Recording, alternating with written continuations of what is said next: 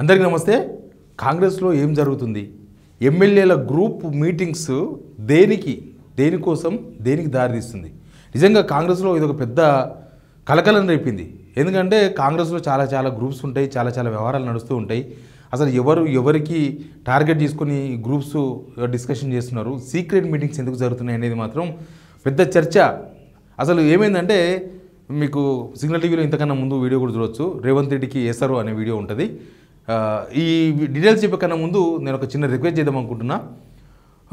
మా వీడియోలు చూస్తున్న వాళ్ళు చాలామంది చూస్తున్నారు, మీకు అందరికీ కృతజ్ఞతలు. బట్ సబ్స్క్రైబ్స్ మాత్రం చేసుకోవట్లేదు.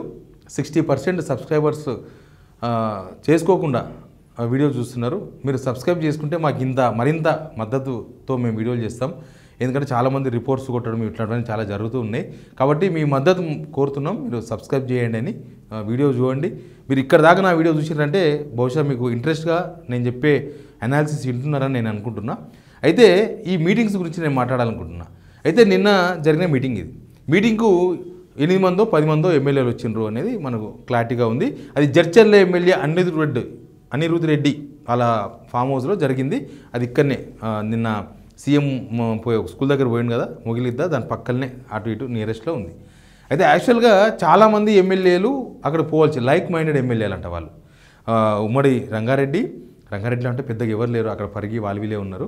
ప్లస్ మహబూబ్ నగర్, వరంగల్, ఈ 3 జిల్లాలకు సంబంధించిన లైక్ మైండెడ్ ఎమ్మెల్యేల మీటింగ్ అది నిజానికి అది పీసీసీ చీఫ్కు ఇన్ఫర్మేషన్ లేదు, సీఎం రేవంత్ రెడ్డికి ఇన్ఫర్మేషన్ లేదు. అసలు ఎవరు ఎగదోస్తే మీటింగ్ అయిందనేది ఒక బ్యాక్గ్రౌండ్ మ్యూజిక్ దీనిలో. అక్కడ ఉన్న ఎమ్మెల్యేలందరూ కూడా 2 మంత్రుల టీం. అది 2 మంత్రులకు సంబంధించిన అనుయాయులు, అనుచరులు, క్లోజ్గా ఉండేవాళ్ళు. 2 మంత్రులు ఎవరంటే కోమటిరెడ్డి వెంకటరెడ్డి, తర్వాత ఉత్తమ్ కుమార్ రెడ్డి. వీళ్ళిద్దరికి బాగా క్లోజ్గా ఉండే లైక్ మైండెడ్ ఎమ్మెల్యేలు వాళ్ళంతా. సరే, సమావేశం అయిపోయింది నిన్న. ఆ సమావేశం తెలిసిన తర్వాత పీసీసీ చీఫ్ మహేష్ కుమార్ గౌడ్ ఉలికి పడ్డాడు. వాళ్ళకి ఫోన్లు చేసిండ్రు, అసలు ఏంది ఏం కథ, అసలు ఏం మీటింగ్లు నడుస్తున్నాయి, ఇట్లా పెట్టవద్దు కదా మీటింగ్స్, ఏంది ఏం కథ అని. వాళ్ళు మాట్లాడుకున్నదేమో టార్గెట్ పొంగులేటి అంటే equal to target Revanth Reddy కూడా. ఎందుకంటే ఈ క్యాబినెట్లో ఉన్నది 12 మందే, కానీ 12 మందిలో అందులో వీరు వేరయ్యా అన్నట్టు వీళ్ళు 2-3 వేరే. దీనిలో రేవంత్ రెడ్డి, సీతక్క, పొంగులేటి శ్రీనివాస్ రెడ్డి, తుమ్మల నాగేశ్వరేమో పప్పుగుత్తి, అటుంటాడు ఇటుంటాడు. సీనియర్లు అన్నప్పుడు వీళ్ళతో ఉంటాడు, మళ్ళీ టీడీపీ బ్యాచ్ అన్నప్పుడు ఇటువైపు వస్తాడు. కాబట్టి ఆయన మనం ఆటల్లో పప్పుగుత్తి అంటాం కదా, అటు ఇటు ఉన్న వాళ్ళను, అట్లా ఆయన ఉంటాడు. మిగతా వీళ్ళంతా ఒక టీం. కోమటిరెడ్డి ఇటు ఉండి మాట్లాడుతున్న కోమటిరెడ్డి ఆలోచన వేరు. ఏదో పని కోసమో, లేకపోతే ఏ కాంట్రాక్ట్ కోసమో, ఏ డబ్బుల కోసమో, ఏదైనా ఎక్కడో దగ్గర మెత్తగా మాట్లాడుతున్నాము. కానీ ఆయన కూడా నేను సీఎం అంటాడు పొద్దుగాలు లేస్తే. కాబట్టి ఇదంతా నడుస్తుంది. వాళ్ళు కూర్చొని వాళ్ళు ఎందుకు కూర్చోవాలనుకున్నారు, అసలు ఆ లైక్ మైండెడ్ మీటింగ్ దేనికోసం అనే దాని మీద కొంత అవుట్కమ్ బయటకు వచ్చింది. ఏంది అవుట్కమ్ అంటే టార్గెట్ పొంగులేటి ఏంటంటే, పొంగులేటి మా పనులు చేస్తలేడు. రెవెన్యూ మినిస్టర్ అంటే భూముల కొట్లాటలు, భూముల పంచాదులు, ఏ ఫైల్ తీసుకపోయినా చేస్తలేడు. అంటే వీళ్ళు బహుశా నాకు తెలిసి సెటిల్మెంట్ ఫైల్లో పట్టుకుపోతారు ఎమ్మెల్యేలు. వాళ్ళ దగ్గర చాలా భూములు వస్తాయి కదా, అక్కడ పంచాయతీలు, ఇక్కడ పంచాయతీలు. వీళ్ళు అక్కడ లోకల్గా ఎంఆర్ఓతోనో ఆర్డీఓతో చేసుకున్న పంచాయతీలు అయితే అక్కడనే చేసేసి అక్కడిక్కడ చేసేస్తారు. కానీ ఇది స్టేట్ లెవెల్లో కావాల్సిన కొన్ని పంచాయతీలు ఉంటాయి. ఆ పంచాయతీలు రెవెన్యూ మినిస్టర్ అయితేనే చేస్తాడు, సీసీఎల్ఏ లేకపోతే మిగతా కలెక్టర్లతో మాట్లాడే అవకాశం ఉంటుంది. కాబట్టి అట్లాంటి ఫైల్ ఏం పట్టుకపోయినా చేస్తలేరంట. ఎలక్షన్స్లో మేము కోట్లు పెట్టి ఖర్చు పెట్టి ఎలక్షన్స్లో ఖర్చు పెట్టిన ఒక్కొక్కరం 50 కోట్లు, 40 కోట్లు, 30 కోట్లు ఖర్చు పెట్టి గెలిచినాం.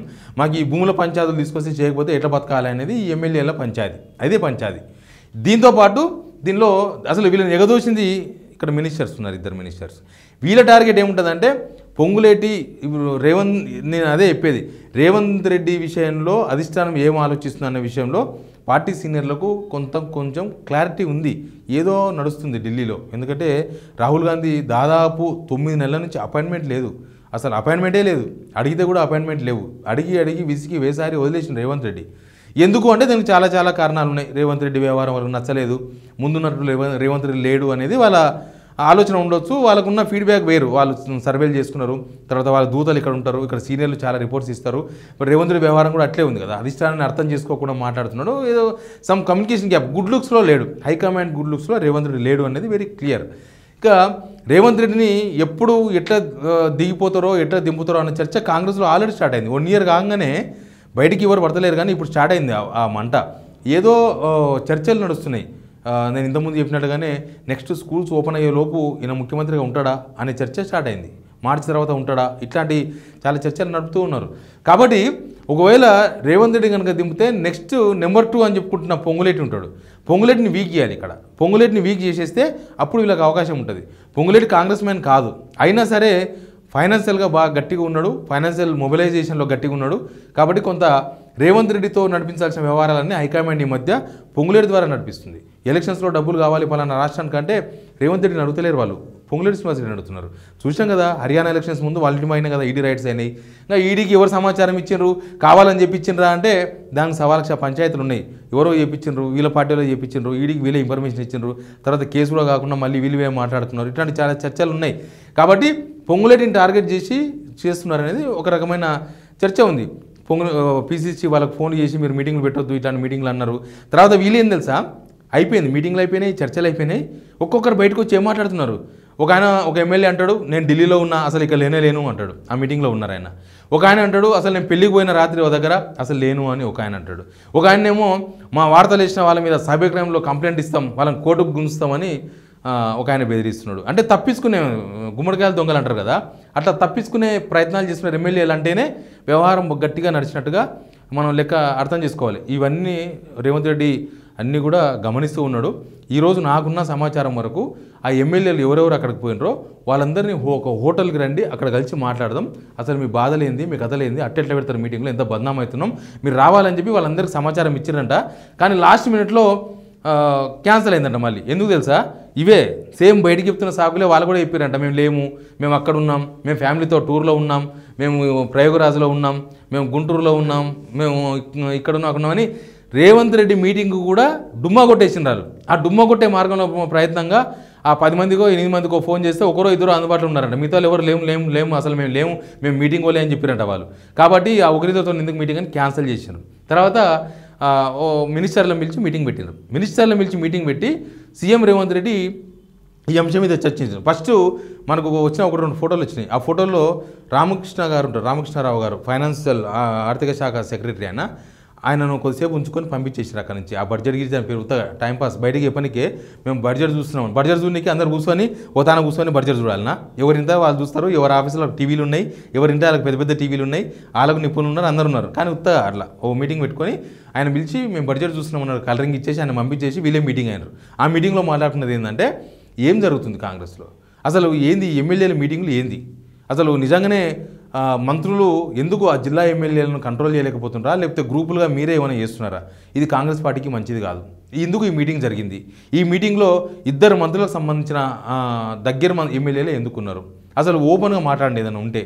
నేనైతే అందరికి సహకరిస్తున్నా, నేను అందరి పనులు చేస్తున్నా, నేను మీ అందరికీ మీరు ఏం చేయాలంటే అది చేస్తా, మీ అభిప్రాయం తీసుకోకుండా నేను ఏ పని చేయను, ఎందుకు ఈ టార్గెటెడ్ మీటింగ్లు జరుగుతున్నాయి, పొంగులేటి శ్రీనివాసరెడ్డి విషయం అని ఉంటే మీరు డైరెక్ట్ నాతో మాట్లాడొచ్చు, నేను దానికి సొల్యూషన్ చెప్తా, కానీ ఎమ్మెల్యేల మీటింగ్లు జరగడం కరెక్ట్ పద్ధతి కాదు.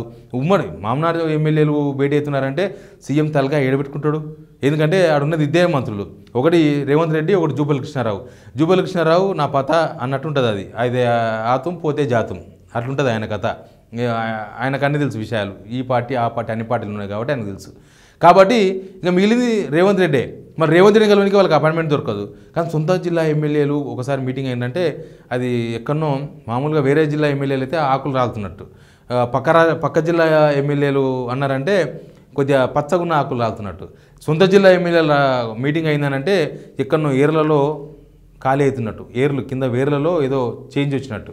ఎనీవే ఇది మాత్రం చాలా హాట్ టాపిక్. ఢిల్లీ దాకా పోయిందంట, ఏఐసీసీ లీడర్లు ఫోన్ చేసిరట రేవంత్ రెడ్డికి, పీసీ చీఫ్కు, ఏమవుతుందిరా నాయన తెలంగాణలో, ఇక ఉన్నాయి 3 రాష్ట్రాలు, తెలంగాణ మొన్న వచ్చినారు, అప్పుడే కూలకలు స్టార్ట్ చేసినారా, ఈ మీటింగ్లు ఏంది కథలేంది, ఎమ్మెల్యేలను పిలిచి సీరియస్గా వాళ్ళందరూ క్లాస్ వీక్ అన్నారంట వాళ్ళు, కానీ వీళ్ళు క్లాస్ వీక్తే ఆయనతో పోతారు వాళ్ళు. కాబట్టి చూస్తూ ఉన్నారు. ఎనీవే ఇది ఒక పెద్ద టెన్షన్ వాతావరణం క్రియేట్ చేసింది. ఆ ఎమ్మెల్యేలు 20 మంది ఎమ్మెల్యేలు మీటింగ్ కావాలని ప్లాన్ చేసుకొని 10 మంది ఎమ్మెల్యేలు అన్నట్టు, మిగతా వాళ్ళు భయపడి రాలేదంట. మళ్ళీ నెక్స్ట్ మీటింగ్లో ఏం జరుగుతుందో తెలియదు, కానీ ఇదేదో కుంపట్ల రాజకీయాలు స్టార్ట్ అయినట్టుగా అయితే కనిపిస్తుంది. Please subscribe signal TV.